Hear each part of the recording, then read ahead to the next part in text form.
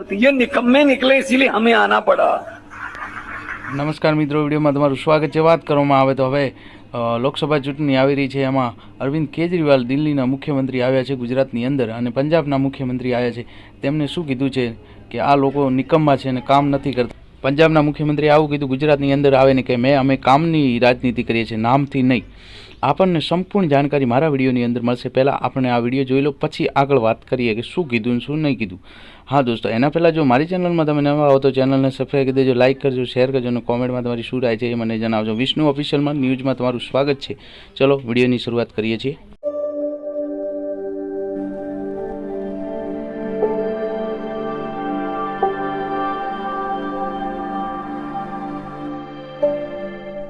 मैदान करी नाखी सेना उठी एक बाजू ईमानदारी थी, निष्ठा थी, सत्य साथे लईने उभेला 5 पांडवों छे અને 5 पांडवों साथे ईश्वर तरीके भगवान श्री कृष्ण साथे उभा हुआ। कर्जा माफ करो, कॉन्ट्रैक्ट कर्मचारी को परमानेंट करो, तो हमें कहां करना है भाई? हम तो अच्छी खासी नौकरियां कर रहे थे। केजरीवाल साहब नौकरी कर रहे थे, मान साहब आर्टिस्ट थे। मान साहब ने जब बीच में हम मिले थे तो बताया था कि आर्टिस्ट था तो ज्यादा मिलकत थी, अब तो कम हो गई। तो ये आम आदमी है मित्रों। आटला माटे પોણા 2 વર્ષના શાસનમાં પંજાબમાં એટલા કામો થયા છે, તો હું માન સાહેબને કહીશ કે એ અહીંયા સંબોધન કરે। ये हिस्ट्री लिखी जाएगी जब किसी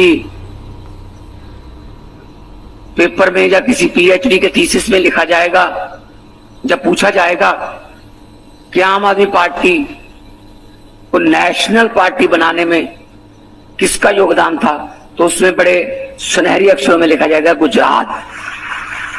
गुजरात के चुनाव में आपने 14% वोट दिए, तो आज 1150 पार्टियां, लगभग 1155 पार्टियां देश में रजिस्टर्ड हैं। आम आदमी पार्टी जो है अब टॉप 3-4 में आम आदमी पार्टी का शुमार होता है। उसके लिए आपका धन्यवाद है कि आपने 14% जो मत दिए, उससे बहुत बड़ा कद बढ़ गया। ऐसे ही अपना अपना योगदान हर स्टेट का है।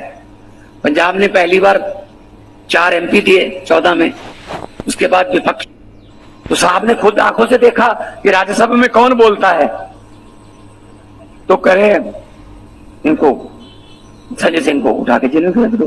फिर किसी ने बता दिया जी अरविंद केजरीवाल जहां भी जाते हैं देश में भाजपा का सुपड़ा साफ हो जाता है, उनकी रैलियां बंद कराओ किसी न किसी तरीके से, इनको ईडी का सम्मन भेज दो। 9 सम्मन आ गए, एक इतनी बड़ी और ये नहीं बताते क्यों बुला रहे हैं, सम्मन आ रहे हैं, बस सम्मन आ रहे हैं। क्या करें जी, बड़े साहब का हुक्म है। ये क्या चल रहा है?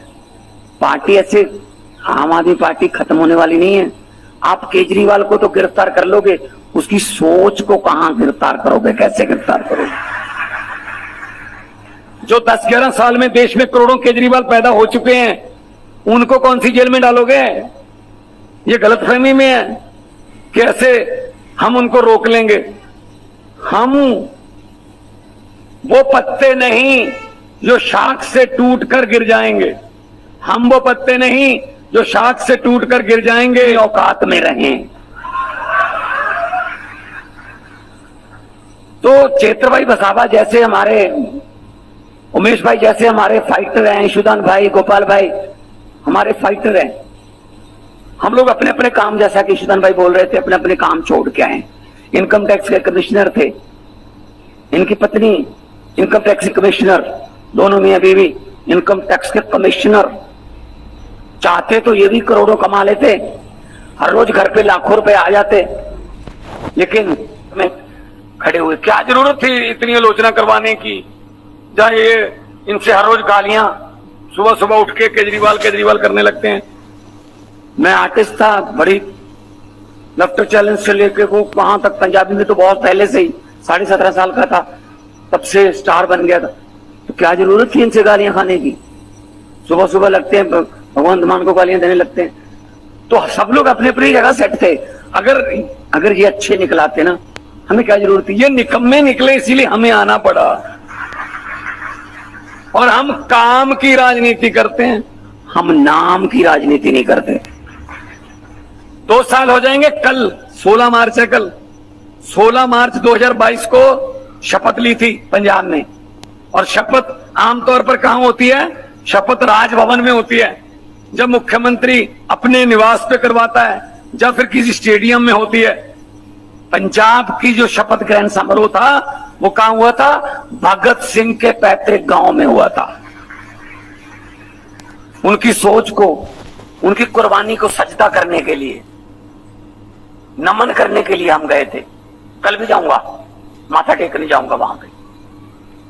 अभी भगत सिंह के सपनों की आजादी हमारे पास नहीं पहुंची, वो बड़े बड़े महलों में रह गई, अभी तालबत्ती वाली कारों में है।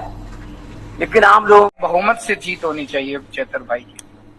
मैं ये भी कहना चाहता हूं वहां पे इनके खिलाफ बीजेपी, मनसुख भाई अब बेचारे बुजुर्ग हो गए हैं, मुझे पता चला बीजेपी से उन्होंने इस्तीफा भी दे दिया था, उनका इस्तीफा नहीं लिया उन लोगों ने। तो आप चेतर युवा है, वो आपके लिए काम करता है, आपके लिए जुझारू आदमी है, रात दिन आपके लिए काम करता है। मनसुख भाई को तो 30 साल हो गए, 30 साल से आप बहुत होते हैं 30 साल। अब नया आदमी ट्राई करो ना, उसको छोड़ो, अब नया आदमी ट्राई करो। तो मैं भरूच की जनता से यही अपील करता हूं ना, पूरे भरूच के अंदर गरीब इलाका है, आदिवासी लोग हैं, और इन लोगों को आदिवासियों से नफरत है बीजेपी वालों को। हेमंत सोरेन के साथ बताओ क्या किया, मैंने पूरा केस स्टडी किया। हेमंत सोरेन बिल्कुल निर्दोष है। क्यों उसको पकड़ के डाला? आदिवासी है इसलिए उसको पकड़ के जेल में डाल दिया। सबसे बड़ा आदिवासी, आज अकेला आदिवासी मुख्यमंत्री है पूरे देश के अंदर, उसको पकड़ के उन्होंने जेल में डाल दिया। तो नफरत करती है भारतीय जनता पार्टी आदिवासियों से। आज पूरे आदिवासी क्षेत्र जितना भी है गुजरात के अंदर, उसको सबसे पिछड़ा क्षेत्र बीजेपी वालों ने रखा हो। 30 साल में बाकी जगह थोड़ा बहुत डेवलपमेंट किया हो, लेकिन गुजरात के आदिवासी क्षेत्र के अंदर कोई स्कूल नहीं बनाए, कोई अस्पताल नहीं बनाए, कोई रास्ते नहीं बनाए, कुछ नहीं। केवल जितना पैसा आदिवासियों का आता है वो सारा पैसा खा जाते हैं ये लोग। तो मेरी एक रिक्वेस्ट है, अपील है पूरे आदिवासी क्षेत्र से, इस बार अपने बेटे को, चेतर को जिता के भेजिए। हमारे भावनगर से हमारे उम्मीदवार उमेश भाई, मुझे नहीं पता यहाँ कितने लोगों को पता है कि विधानसभा चुनाव के कुछ महीने पहले उमेश भाई के ऊपर बीजेपी वालों ने जानलेवा हमला किया था। वो तस्वीरें अगर आप देखेंगे तो आप भी डर जाएंगे। अस्पताल की इनकी तस्वीरें, इतना मारा था, रॉड से मारा था इनको, इनके पैर टूट गए थे। एक बार तो लगा था कि बचेंगे कि नहीं बचेंगे, लेकिन वो वहां से निकल के आए हैं। और किस लिए? वो भी कह रहे थे कि तू भी आम आदमी पार्टी छोड़ के आ जा, आम आदमी पार्टी। मुझे कई बार मेरे पूरी वो होती है शरीर के अंदर, जब मैं सोचता हूँ कि चेतर जैसे, उमेश भाई जैसे कार्यकर्ता हमारी पार्टी के अंदर हैं, जो कि अपनी जान की बाजी लगाते हुए पार्टी नहीं छोड़ रहे, लेकिन हमारे साथ कोली समाज से आते हैं। और मैं उम्मीद करता हूं कि इस बार भावनगर की जनता भी इनको भारी बहुमत से जिता के भेजेगी। तो ये 2 सीट आज मैं मांगने के लिए आया हूं गुजरात के लोगों से। और मैं पिछले साल पंजाब के अंदर जालंधर की सीट खाली हुई, एमपी की, सांसद की। हम जालंधर गए, मैं और मान साहब, और हमने कहा 1 साल के बाद लोकसभा चुनाव है, ये सीट हमें दे दो, 1 साल में हम इतना काम कर देंगे कि देना। अब इतना बढ़िया माहौल है पूरे पंजाब में, देखना 13 की 13 सीटें जीतेंगे। आज यही मैं गुजरात में कह के जा रहा हूं। आपने हमारे 4 एमएलए दिए, मैं चारों से बात करता रहता हूं। एक एमएलए धोखा देके चला गया, 5 एमएलए थे, मैं चारों से बात करता हूं, इतना अच्छा काम कर रहे हैं चारों। आप ये 2 एमपी हमारे जिता दीजिए, ये इतना शानदार काम करेंगे।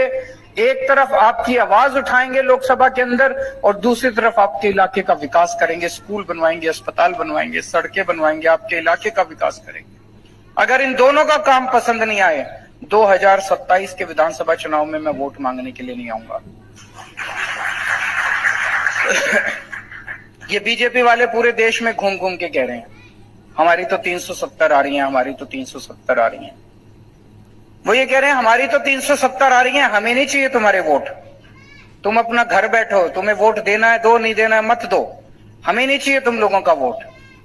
तो ऐसे लोगों को वोट देने से क्या फायदा जो कह रहे हैं हमें उनका वोट नहीं चाहिए। वो पता नहीं कहां से ला रहे हैं 370, कह रहे हैं 370 लाने दो उनको। मेरे को वोट चाहिए आपके, मैं आपके सामने झोली फैला के आपके वोट मांगने के लिए दिल्ली से आया हूं। मेरे को भी चाहिए, चैतर भाई को भी चाहिए, उमेश भाई को भी चाहिए, भगवंत मान, हमें आपके वोट चाहिए। हम आपको अपना भगवान मानते हैं, हम आपको अपना मालिक मानते हैं, हम सेवक हैं आपके। हमें गुजरात की जनता के वोट चाहिए, तो आप हमें वोट दो ना। जिसको वोट चाहिए, जो वोट मांग रहा है उसको वोट दो। जिसको वोट नहीं चाहिए वो कह रहा है मेरी तो 370 आ रही है, जाने दो उनको, बोलो ले लो 370, जहां से लेनी है ले लो 370 के देखिए। और मैं आपको यकीन दिलाता हूं कि गुजरात के लोग आम आदमी पार्टी को, एक बार आप 2 MP जिता दीजिए, 2027 के अंदर आम आदमी पार्टी की सरकार बनेगी गुजरात के अंदर, और फिर कोई उसको हिला नहीं पाएगा। बहुत बहुत आभार।